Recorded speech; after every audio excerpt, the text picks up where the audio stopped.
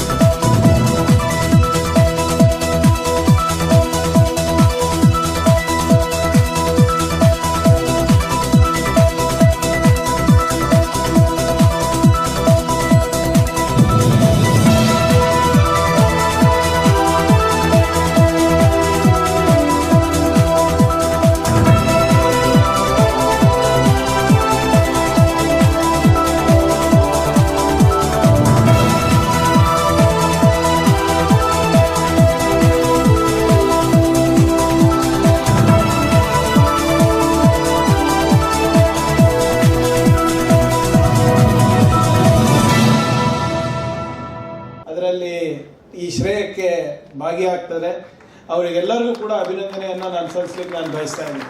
ಅದು DC ಇರ್ಬೋದು, CEO ಇರ್ಬೋದು, ನಮ್ಮ JD ಇರ್ಬೋದು, AD ಇರ್ಬೋದು, ಅಲ್ಲಿ ತಾಲೂಕು ಮಟ್ಟದ ಅಧಿಕಾರಿಗಳಿರ್ಬೋದು, ವಿಲೇಜ್ ಅಕೌಂಟೆಂಟ್ಸ್ ಇರ್ಬೋದು, PDOಗಳು ಇರ್ಬೋದು, ನಾವೆಲ್ಲರೂ ಸೇರಿ ಇವತ್ತು ಒಂದು ತಂಡವಾಗಿ ಕೆಲಸ ಮಾಡಿದ್ದಕ್ಕೆ ಇವತ್ತು ನಮ್ಮ ರೈತರಿಗೆ ಇಷ್ಟೆಲ್ಲ ಅನುಕೂಲ ಆಗಿದೆ ಅಂತ ಹೇಳಿದ್ರೆ ತಪ್ಪಾಗಲ್ಲ. ಈಗಾಗಲೇ ಸಾಕಷ್ಟು ಜನ ಹಿರಿಯರು ಮಾತನಾಡಿದ್ದಾರೆ. ನಮ್ಮ ಅಲಂ ಪ್ರಭು ಪಾಟೀಲ್ ಸಾಹೇಬ್ರು ಹೇಳ್ದಂಗೆ ನಮಗೆ ಸ್ವಾತಂತ್ರ್ಯ ಬಂದ ಮೇಲೆ 1948, 1962 ಹಾಗೂ 1965ರಲ್ಲಿ ನಿರಂತರವಾದಂಥ ಒಂದಕ್ಕೊಂದು ಯುದ್ಧಗಳು ನಡೀತಾನೆ ಇತ್ತು. ಆಗ ಇಂಡಿಯಾ ಪಾಕಿಸ್ತಾನ ಇರ್ಬೋದು, ಇಂಡಿಯಾ ಚೈನಾ ಇರ್ಬೋದು, ಮತ್ತೆ ಇಂಡಿಯಾ ಪಾಕಿಸ್ತಾನ ಇರ್ಬೋದು, ಹೀಗೆ ಯಾವಾಗಲೂ ನಿರಂತರ ಯುದ್ಧಗಳ ಕಾರಣ ನಮಗೆ ಸ್ವಲ್ಪ ಉತ್ಪಾದನೆಯಲ್ಲಿ ಕಷ್ಟ ಆಗ್ತಾ ಇತ್ತು. ಅದಕ್ಕೆ ಮಾನ್ಯ ಅಂದಿನ ಪ್ರಧಾನಮಂತ್ರಿಯಾದಂಥ ಲಾಲ್ ಬಹದ್ದೂರ್ ಶಾಸ್ತ್ರಿ ಅವರು ನಮ್ಮ ಸೈನಿಕರಿಗೆ ಪ್ರೋತ್ಸಾಹ ನೀಡಲು, ಅವರ ಬೆಂಬಲಕ್ಕೆ ಇಡೀ ರಾಷ್ಟ್ರ ಇದೆ ಅಂತ ತೋರಿಸಲು ಜೈ ಜವಾನ್ ಅಂತ ಹೇಳಿದ್ರು. ಮತ್ತೆ ನಮ್ಮ ರೈತರ ಪರವಾಗೂ ಕೂಡ ಈ ಸರ್ಕಾರ ಇದೆ, ದೇಶದ ಪ್ರತಿಯೊಬ್ಬ ನಾಗರಿಕನು ಕೂಡ ಅವ್ರ ಜೊತೆ ಇದೆ ಅಂದ್ಬಿಟ್ಟು ಜೈ ಕಿಸಾನ್ ಅಂತ ಅವರು ಘೋಷಣೆಯನ್ನು ಕೊಟ್ಟಿದ್ರು. ಜೈ ಜವಾನ್ ಜೈ ಕಿಸಾನ್ ಮುಂದುವರೆದು ಹೆಚ್ಚು ಉತ್ಪಾದನೆ ಆಗಬೇಕು ಅಂದ್ಬಿಟ್ಟು, ವೈಜ್ಞಾನಿಕವಾಗಿ ಕೂಡ ಇದರಲ್ಲಿ ನಡಿಬೇಕು ಅಂದ್ಬಿಟ್ಟು ವಾಜಪೇಯಿಯವರು ಜೈ ಜವಾನ್ ಜೈ ಕಿಸಾನ್ ಜೈ ವಿಜ್ಞಾನ್ ಅಂತಾನು ಕೂಡ ಘೋಷಣೆಯನ್ನು ನೀಡಿದ್ರು. ಅದನ್ನೇ ಇನ್ನೂ ಕೂಡ ನಡೆಸ್ಕೊಂಡು ಹೋಗ್ತಾ ಇದ್ದೀವಿ. ಸ್ನೇಹಿತರೆ, ಇವತ್ತು ನಿಜ ಹೇಳ್ಬೇಕಂದ್ರೆ ವೈಯಕ್ತಿಕವಾಗಂತೂ ನನಗೆ ಬಹಳ ಸಂತೋಷ ಆಗುತ್ತೆ. ಯಾಕಂದರೆ ಕ್ಯಾಬಿನೆಟ್ನಲ್ಲಿ ಯಾವಾಗ ಈ ಪರಿಹಾರದ ಬಗ್ಗೆ ಸಬ್ಜೆಕ್ಟ್ ಬಂತು, ಎಲ್ಲರೂ ಕೂಡ ನಮ್ಮ ಕ್ಯಾಬಿನೆಟ್ನಲ್ಲಿ ಆಶ್ಚರ್ಯಪಟ್ಟರು. ನಮಗೆ ವಿಜಯಪುರದಲ್ಲಿ ಸಿಕ್ಕಿಲ್ಲ, ರಾಯಚೂರಲ್ಲಿ ಸಿಕ್ಕಿಲ್ಲ, ಯಾದಗಿರಲ್ಲಿ ತಿರಸ್ಕಾರ ಆಗಿದೆ, ಬೀದರ್ನಲ್ಲಿ ತಿರಸ್ಕಾರ ಆಗಿದೆ, ಮೈಸೂರು ಮಂಡ್ಯನೂ ತಿರಸ್ಕಾರ ಆಗಿದೆ, ಕಲಬುರಗಿನಲ್ಲಿ ಹೆಂಗಾಯ್ತು ಅಂತ ಕೇಳಿದ್ರು. ಅದಕ್ಕೆ ನಾನು ಹೇಳಿದೆ, ಮೈಸೂರಿನಲ್ಲಿ ಮಂಡ್ಯನಲ್ಲಿ ಆಗಿದ್ದಿದ್ರೆ ಈ ಪ್ರಶ್ನೆನೇ ಬರ್ತಾ ಇರಲಿಲ್ಲ, ಕಲಬುರಗಿನಲ್ಲಿ ಆದಾಗ ನಿಮ್ಗೆ ಆಶ್ಚರ್ಯ ಯಾಕೆ ಆಗ್ಬೇಕು ಅಂತ. ಆಮೇಲೆ ಎಲ್ಲ ಒಂದ್ಸರಿ ಅಲ್ಲ 2-3 ಸರಿ ಅಲ್ವಾ ಡಿ ಸಿ ಅವರ, 2-3 ಸರಿ ಕ್ರಾಸ್ ಚೆಕ್ ಮಾಡೋದು. 3 ಸರಿ ಫೈನಾನ್ಸ್ ಡಿಪಾರ್ಟ್ಮೆಂಟ್ ಇಂದಾನು ನಿಮಗೆ ಕ್ವೇರೀಸ್ ಮೇಲೆ ಕ್ವೇರೀಸ್ ಬಂತು. ಆದರೆ ಎಲ್ಲೂ ಕೂಡ ರೈತರಿಗೂ ಮೋಸ ಆಗ್ಲಾರ್ದಂಗೆ ಅಥವಾ ಸರ್ಕಾರದ್ದು ಕೂಡ ಕಣ್ಣು ತಪ್ಪಿಸ್ಲಾರ್ದೆ ಈ ಕೆಲಸವನ್ನ ಮಾಡಿದ ಅಧಿಕಾರಿಗಳು ಮಾಡಿರೋದ್ರಿಂದ ಇವತ್ತು ನಮಗೆ ಬೆಳೆ ವಿಮೆ ಆಗಿರ್ಬೋದು ಅಥವಾ ನಮ್ಮ ಮಧ್ಯಂತರ ಪರಿಹಾರ ಇರ್ಬೋದು, ಇವತ್ತು ನಮ್ಮ ರೈತರಿಗೆ ಸಿಗ್ತಾ ಇದೆ. ಎಲ್ಲರೂ ಕೂಡ ಒಪ್ತೀರಾ, ಹಿಂದೆಂದೂ ಇಷ್ಟು ಪರಿಹಾರ ಸಿಕ್ಕಿಲ್ಲ, ಒಪ್ತೀರಾ ಇಲ್ಲ ಒಪ್ತೀರಿ. ಆದ್ರೆ ಮೊನ್ನೆ ನನ್ನ ಕಚೇರಿ ಎದುರುಗಡೆ ಕೆಲವರು ರೈತರು ಬಂದು ಪ್ರಿಯಾಂಕ್ ಹಟಾವ್ ಕಲಬುರ್ಗಿ ಬಚಾವ್ ಅಂತ ಮಾಡಿದ್ರು. ನನಗೆ ಆಶ್ಚರ್ಯ ಆಯ್ತು. ನಿಜವಾದ ರೈತರು ಮಾಡಿದ್ರೆ ನಂಗೆ ನೋವು ಆಗ್ತಾ ಇತ್ತು. ಅದು ಹಂಗೆ ಇರ್ತಾವ ನಮ್ಮ ಜಿಲ್ಲೆನಲ್ಲಿ ಒಂದೊಂದ್ಸರಿ ಆ ಶಾಲ್ಗಳು ಚೇಂಜ್ ಆಗ್ತಾ ಇರ್ತಾವೆ. ಹಸಿರು ಕೆಂಪು ಅಥವಾ ಕೆಂಪು ಕೇಸರಿ ಅಥವಾ ಬೇರೆ ಬೇರೆದು ಇರ್ತಾವ. ಅದು ಈಗ ನನಗೇನಂದ್ರೆ, ನನ್ಗೆ ಯಾಕೆ ಆಶ್ಚರ್ಯ ಆಯ್ತಪ್ಪ ಅಂದ್ರೆ, ಇಷ್ಟೆಲ್ಲ ಪರಿಹಾರ ಸಿಕ್ಕಿದಾಗ ನಮಗೆ ಜಾಗ ಖಾಲಿ ಮಾಡುವಂತ ಇದ್ರಲ್ಲ, ಮತ್ತೆ ನಮ್ಮ ಸರ್ಕಾರ ಇದ್ದಾಗ ಇಷ್ಟೆಲ್ಲ ಆಗಿದ್ದು.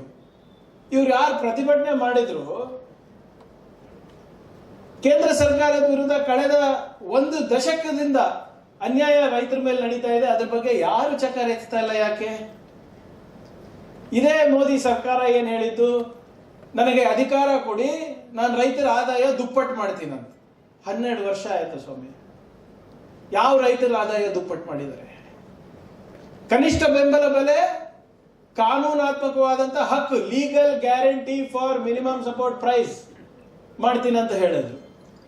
ಆಯ್ತಾ? 3 ಕೃಷಿ ಕಾಯ್ದೆ ಅಂತಂದ್ರು.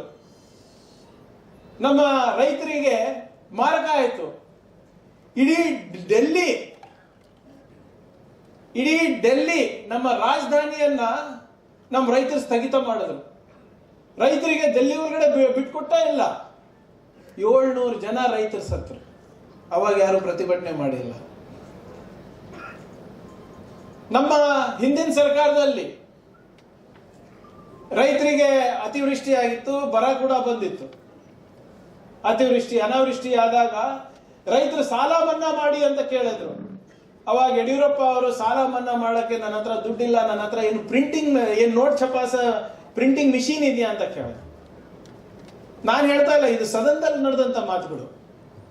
ಸಾಲ ಮನ್ನಾ ಮಾಡಿ ಅಂತ ರೈತರ ಕಷ್ಟಕ್ಕೆ ನೆರವಾಗಿ ಅಂತ ಕೇಳಿದಾಗ ನನ್ನ ಹತ್ರ ನೋಟ್ ಛಪಾಸ ಮಿಷಿನ್ ಇದೆಯೇನಪ್ಪ ಅಂತ ಕೇಳಿದ್ರು. ಅದಕ್ಕೆ ಪ್ರತಿಭಟನೆ ಮಾಡಿಲ್ಲ. ಹೋದ ಬಾರಿ ನಮ್ಮ 236 ತಾಲೂಕಿನಲ್ಲಿ 236 ತಾಲೂಕು ಪೈಕಿ 223 ತಾಲೂಕು ಬರ ಘೋಷಣೆ ಆಯ್ತು. ಎಷ್ಟ್ರಿ? 223. ನಮ್ಮಲ್ಲಿರುವಂತ ತಾಲೂಕುಗಳು 236 ತಾಲೂಕುಗಳು ನಮ್ಮ ರಾಜ್ಯದಲ್ಲಿ ಬರ ಘೋಷಣೆ ಆಯ್ತು. 48 ಲಕ್ಷ ಹೆಕ್ಟೇರ್ ಬರಕ್ಕೆ ತುತ್ತಾಯ್ತು. ಹೋದ ಬಾರಿ ಅದೇ ವರ್ಷದಲ್ಲಿ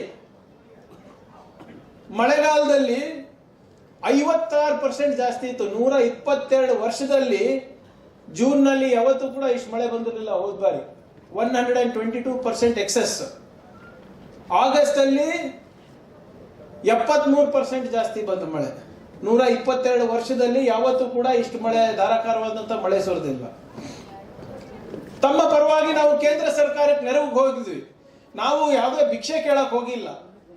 ರೈತರ ಪರವಾಗಿ, ಕಾನೂನಾತ್ಮಕವಾಗಿ, ಸಂವಿಧಾನದ ಪರವಾಗಿ ನಿಮ್ಮ ಹಕ್ಕೇನಿದೆ ಅದನ್ನ ಕೇಳಿದಾಗ ಕೇಂದ್ರ ಸರ್ಕಾರ ಕೊಟ್ಟಿಲ್ಲ. NDRF ನಲ್ಲಿ ಏನು ನಮಗೆ ಹಣ ಬರಬೇಕಾಗಿತ್ತು ನಮ್ಮ ರಾಜ್ಯ ಸರ್ಕಾರಕ್ಕೆ, ಅವ್ರು ಕೊಟ್ಟಿಲ್ಲ. ನೀವು ಯಾರು ಅದ್ರ ಬಗ್ಗೆ ಚಕಾರ ಎತ್ತಿಲ್ಲ. ನೀವು ನಮ್ಗೆ ಕೇಳಿದಾಗ ನಾವು ಹೋಗಿ ನಿಮ್ಮ ಪರವಾಗಿ, ಇಡೀ ಸಂಪುಟದ ಸಚಿವರು ಶಾಸಕರು ಡೆಲ್ಲಿನಲ್ಲಿ ಪ್ರೊಟೆಸ್ಟ್ ಮಾಡಿರೋ ಇತಿಹಾಸ ಯಾವತ್ತನ ಇದ್ರೆ ಅದು ಕರ್ನಾಟಕ ರಾಜ್ಯದಿಂದ ಪ್ರಾರಂಭ ಆಗಿದ್ದು, ರೈತರಿಗೋಸ್ಕರ ಪ್ರಾರಂಭ ಆಗಿದ್ದು, ನಮ್ಮ ಹಕ್ಕಿಗೋಸ್ಕರ ಪ್ರಾರಂಭ ಆಗಿದ್ದು. ನಮ್ಮ ಪ್ರತಿಭಟನೆ ನೋಡ್ಬಿಟ್ಟು ತಮಿಳುನಾಡು, ಕೇರಳದವ್ರು ಮಾಡೋದು. NDRF ಅವರಿಗೆ ನಮಗೆ ಬರಬೇಕಾಗಿರೋದು ಹಣ. ಅತಿವೃಷ್ಟಿ, ಅನಾವೃಷ್ಟಿ, ಬೆಳೆ ಹಾನಿಯಿಂದ ನಷ್ಟ ಆದಂತ ಏನು ನಾವು ನಷ್ಟ ಅನುಭವಿಸಿದ್ವಿ, ಅದು ಕೊಡ್ಲಿಕ್ಕೆ ತಯಾರಿರ್ಲಿಲ್ಲ. ಪ್ರತಿಭಟನೆ ಮಾಡಿದ್ವಿ, ಕರೆದು ಮಾತಾಡಿಸಿದ್ರು ನಮಗೆ. ಇಲ್ಲ ನಾವು ಮಾಡ್ತೀವಿ ಅಂತ ಹೇಳಿದ್ವಿ. 2-3 ತಿಂಗಳು ಕಾದ್ವಿ, ಕೊಟ್ಟಿಲ್ಲ. ಇತಿಹಾಸದಲ್ಲಿ ಮೊದಲನೇ ಬಾರಿಗೆ ಅನಿವಾರ್ಯವಾಗಿ ಒಂದು ರಾಜ್ಯ ಸರ್ಕಾರ ಕೇಂದ್ರ ಸರ್ಕಾರದ ವಿರುದ್ಧ ಸುಪ್ರೀಂ ಕೋರ್ಟಿಗೆ ಹೋಯ್ತು. ಯಾವ ಸರ್ಕಾರ ಅದು? ನಿಮ್ಮ ಸರ್ಕಾರ.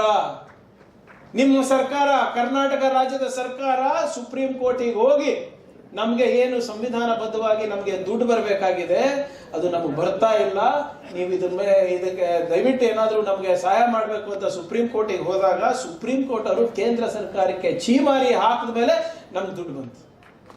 ಹಿರಿಯ ಶಾಸಕರಾದ ಎಂ ಪಾಟೀಲ್ರೆ ಮತ್ತು ಅಲ್ಲಪ್ರಭು ಪಾಟೀಲ್ರೆ, ತಿಪ್ಪಣ್ಣಪ್ಪ ಕಾಮಕನವರೇ, ಜಗದೇ ಗುತ್ತೇದಾರವರೇ, ಹಾಗೂ ವೇದಿಕೆ ಮೇಲಿದ್ದ ಎಲ್ಲ ಅಧಿಕಾರಿ ವರ್ಗದವರೇ ಮತ್ತು ಎಲ್ಲ ಮುಖಂಡರೇ, ನೆದಂತ ಎಲ್ಲ ರೈತರೇ, ಇದಕ್ಕೆ ಈ ಕಾರ್ಯಕ್ರಮಕ್ಕೆ ಯಾಕೆ ನಾನು ಒತ್ತಡದಲ್ಲಿ ಬಂದೆ ಅಂದರೆ, ಈ ಒಂದು ಕಾರ್ಯಕ್ರಮ ನಮ್ಮ ರೈತರ ಬದುಕನ್ನು ಕಟ್ಟಲಿಕ್ಕೆ ಬಹಳ ದೊಡ್ಡ ಸಹಾಯ ಮಾಡಿದಂಥದ್ದು ಕಾರ್ಯಕ್ರಮ. ಇದಕ್ಕೆ ಇನ್ನೂ ಜಾಸ್ತಿ ಜನರಿಗೆ ಇದರ ಬಗ್ಗೆ ತಿಳುವಳಿಕೆ ಕೊಡಬೇಕು ಮತ್ತು ಹೆಚ್ಚು ಹೆಚ್ಚು ಜನರು ಲಾಭ ಪಡಿಬೇಕು ಅನ್ನುವಂಥ ಉದ್ದೇಶದಿಂದ ನಮ್ಮ ಜಿಲ್ಲಾಡಳಿತದವರು ಈ ಕಾರ್ಯಕ್ರಮವನ್ನು ಹಮ್ಮಿಕೊಂಡಿದ್ದಾರೆ. ಬಹುಶಃ ರೈತರಿಗಿದ್ದಷ್ಟು ಕಷ್ಟ ಯಾರಿಗೂ ಕೂಡ ಬದುಕಬೇಕಾಗ್ತದೆ. ಬಿತ್ತುವಾಗ ಹಸಿ ಹೋಗ್ತದೆ, ಸಸಿಯಾಗಿ ಬೆಳೆದ ಮೇಲೆ ರೋಗ ಬರ್ತದೆ, ಹೂವಾಗಿ ಬೆಳೆದ ಮೇಲೆ ರೋಗ ಬರ್ತದೆ, ಕಾಯಿಯಾಗಿ ಬೆಳೆದ ಮೇಲೆ ರೋಗ ಬರ್ತದೆ, ಕಡೆಗೆ ಬಿರುಗಾಳಿ ಬಂದು ಅದು ಮತ್ತೆ ಬಿದ್ದು ಹೋಗ್ತದೆ. ಒಂದಲ್ಲ ಎರಡಲ್ಲ 10 ಕಾರಣಗಳಿಂದ ರೈತರಿಗೆ ವಿಪತ್ತುಗಳನ್ನು ನೀವೆಲ್ಲ ಎದುರಿಸ್ತಾ ಇದ್ದೀರಿ. ಅದಕ್ಕೆ ಸರ್ಕಾರವು ಬಹಳ ಸಕಾರಾತ್ಮಕವಾಗಿ ಸ್ಪಂದಿಸಿ ಈ ಇನ್ಶೂರೆನ್ಸ್ ಅನ್ನ ಇನ್ನೂ ಹೆಚ್ಚಿಗೆ ಮಾಡಬೇಕು, ಗಟ್ಟಿಗೊಳಿಸಬೇಕು, ರೈತರಲ್ಲಿ ಎಲ್ಲರಲ್ಲೂ ಕೂಡ ಅರಿವು ಬರಬೇಕು ಅನ್ನುವಂಥ ಉದ್ದೇಶದಿಂದ ಇಲಾಖೆಯವರು ಕಾರ್ಯಕ್ರಮ ಹಮ್ಮಿಕೊಂಡಿದ್ದಾರೆ. ನಮ್ಮ ಜಿಲ್ಲಾ ಮಂತ್ರಿಗಳ ಪ್ರಯತ್ನದಿಂದ ಅತಿ ಹೆಚ್ಚು ವಿಮೆ ನಮ್ಮ ಕಲಬುರಗಿ ಜಿಲ್ಲೆಗೆ ಬಂದಿದೆ. ಇಡೀ ಜಿಲ್ಲೆ ರಾಜ್ಯದಲ್ಲಿ ಬಹಳ ಜನ ಇದಕ್ಕೆ ಅನುಮಾನ ಪಡ್ಕೋತಾ ಇದ್ದಾರೆ. ನಮ್ಮ ಅಧಿಕಾರಿಗಳು ಕೂಡ ಅನುಮಾನ ಪಡ್ಕೋತಾ ಇದ್ದಾರೆ. ಪ್ರಿಯಾಂಕ ಅವರೇ ಮತ್ತು ಅವ್ರಿಗೆ ತೋರಿಸಿ ಅನುಮಾನ ಪಡಬೇಡ್ರಪ್ಪ ಅಂತ. ಇಲ್ಲ ಮತ್ತೆ ಮುಂದಿನ ಸಲ ನಮ್ಮ ಪತ್ತಿ ಕಟ್ಟು ಮಾಡಂಗಾರ. ನಾವೇನು ಗೋಲ್ಮಾಲ್ ಮಾಡಿಲ್ಲ ಅಥವಾ ಇದಕ್ಕೇನಾದರೂ ದುರುಪಯೋಗ ಪಡಿಸಿಲ್ಲ. ವೈಜ್ಞಾನಿಕವಾಗಿ ನಮ್ಮ ಅಧಿಕಾರಿಗಳು, ಕಂದಾಯದ ಇಲಾಖೆ ಮತ್ತು ಕೃಷಿ ಇಲಾಖೆಯವರು ಫಲವರಗಳಿಗೆ ಭೇಟಿ ಕೊಟ್ಟು ಕ್ರಾಪ್ ಕಟಿಂಗ್ ಮಾಡಿ ಎಲ್ಲ ಮಾಡಿದ ಮೇಲೆ ಕರೆಕ್ಟ್ ಆದಂಥ ವರದಿಯನ್ನು ಕೊಟ್ಟ ಮೇಲೆ ನಮಗೆ ಇಷ್ಟೊಂದು ಇನ್ಶೂರೆನ್ಸ್ ಬಂದಿದೆ. ಈಗ ಮೊನ್ನೆ ಜಿಲ್ಲಾ ಸಚಿವರು ಮತ್ತು ಮುತುವರ್ಜಿ ವಹಿಸಿ ಈ ವರ್ಷದ್ದು 289 ಇದು ಮಧ್ಯಂತರ ಪರಿಹಾರ ಇನ್ನೂ ಜಾಸ್ತಿ ಇನ್ನೂ ಎಷ್ಟು ಬರ್ತದೆ? ಮಧ್ಯಂತರ 2.89 ಲಕ್ಷ ರೈತರಿಗೆ ಸರ್ 243 ಕೋಟಿ ರೂಪಾಯಿ ಮಧ್ಯಂತರ ಪರಿಹಾರ ಇವತ್ತು ಕೊಡ್ಲಿಕ್ಕೆ ಇಲಾಖೆಯವರು ತಯಾರಾಗಿದ್ದಾರೆ. ಇನ್ನು ಮುಂದೆ ಬರ್ತದೆ ಹೇಳ್ರಿ. ಅಲ್ಲ ಸರ್, ಇದು ಮಧ್ಯಂತರ ಪರಿಹಾರ ಸರ್, ಬೆಳೆ ಕಟಾವ ಮತ್ತೆ ಬರ್ತದೆ ಸರ್ ಕ್ಯಾಲ್ಕುಲೇಷನ್. ಅಂದಾಜು ಹೇಳಿ ಎಷ್ಟು ಬರ್ತದೆ?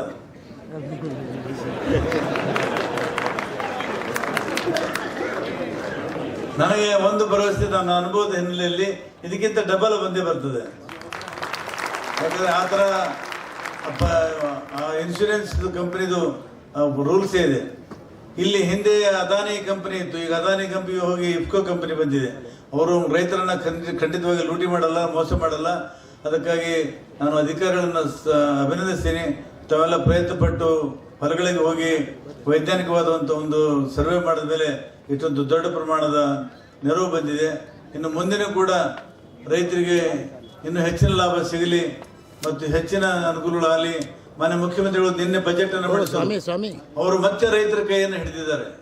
ಎಲ್ಲ ರಂಗದಲ್ಲಿ ಕೂಡ ರೈತರಿಗೆ ಸಹಾಯ ಮಾಡುವ ಅದನ್ನ ನೋಡಿ ನಮ್ಮ ಮನ್ಯಾಗ ಇನ್ಸೂರೆನ್ಸ್ ಕಟ್ಟಬೇಡಪ್ಪ, ರೊಕ್ಕ ಬರಂಗಿಲ್ಲ ಅಂತ ಹೇಳಿದ್ರು ಕೂಡ ನಾನು ಒಂದು 40,000 ರೂಪಾಯಿ ಕೂಡಿಟ್ಟ ಹಣವನ್ನು ಒಂದು 100 ಎಕರೆಗೆ ನಾನು ಕಟ್ಟಿದ್ದೆ. ಅದರ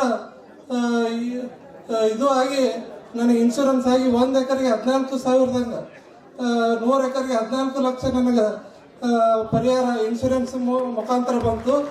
ಆ ಅಮೌಂಟನ್ನು ನಾನು ಯಾವುದೇ ಒಂದು ರೂಪಾಯಿನೂ ಖರ್ಚು ಮಾಡಲಾರ್ದೆ ಆ ಅಮೌಂಟ್ ಹೇಗೆ ಯೂಸ್ ಮಾಡ್ಕೊಂಡೆ ಪಾಪ ಅಂದ್ರೆ, ನಾನು 1 ಎಕರೆ ಜಮೀನು ತೊಗೊಂಡು ಅಲ್ಲಿ ಬೋರ್ ಹಾಕಿ ಅಲ್ಲಿಂದ ನಾನು 100 ಎಕರೆಗೆ 2 ಕಿಲೋಮೀಟ್ರಿಂದ ಪೈಪ್ಲೈನ್ ಮಾಡಿ ಈ ವರ್ಷ ಅಲ್ಲಿ ಒಂದು ನಾನು 300-350 ಟನ್ ಕಬ್ಬು ಬೆಳೆದು ಆ ಅಮೌಂಟಿನಿಂದ ಒಂದು ನಾ ಅಷ್ಟೇ ಬೆಳೆಯಲಾರದೆ ನಮ್ಮ ಕುಟುಂಬ ಜೀವನ ಪೂರ್ತಿ ಬದುಕೋದಂಗ ನಾನು ಕೆಲಸ ಮಾಡಿದ್ದೀನಿ. ಅದಕ್ಕೆ ಕೃಷಿ ಇಲಾಖೆ ಹಾಗೂ ಇನ್ಶೂರೆನ್ಸ್ ಕಂಪ್ನಿಯವರಿಗೂ ಹಾಗೂ ನಮ್ಮ DC ಮೇಡಮ್ ಅವ್ರಿಗೂ ಜಿಲ್ಲಾ ಉಸ್ತುವಾರಿ ಸಚಿವರ ಸತತ ಪ್ರಯತ್ನದಿಂದ ಈ ಕೆಲಸ ಆಗ್ಯದ. ಅದಕ್ಕೆ ನಾ ಅವರಿಗೆಲ್ಲ ಧನ್ಯವಾದಗಳನ್ನು ಹೇಳಿ ನಾನು 2 ಮಾತುಗಳನ್ನು ಮುಗಿಸ್ತೇನೆ. ಅಂದರೆ ರೈತ ಆಹಾರ ಬೆಳೆದೇ ಹೋದರೆ ನಮ್ಮ ಪರಿಸ್ಥಿತಿ ಸ್ವಲ್ಪ ಹಿಂದೆ, ಭಾಳ ವರ್ಷ ಬೇಡ, ನಾವು ಭಾಳ ವರ್ಷ ಹೋಗಿ 1970ರಿಂದ ಆಚೆ ಸ್ವತಂತ್ರ ಬಂದ ನಂತರ ನಾವು ಅಕ್ಕಿ ಗೋಧಿ ಎಲ್ಲಿಂದ ತರ್ತಿದ್ದು, ಅಮೇರಿಕದಿಂದ ತರಿಸಿ ನಾವೆಲ್ಲ ಊಟ ಮಾಡಿದ್ವಿ ಯಾವಾಗಲೇ.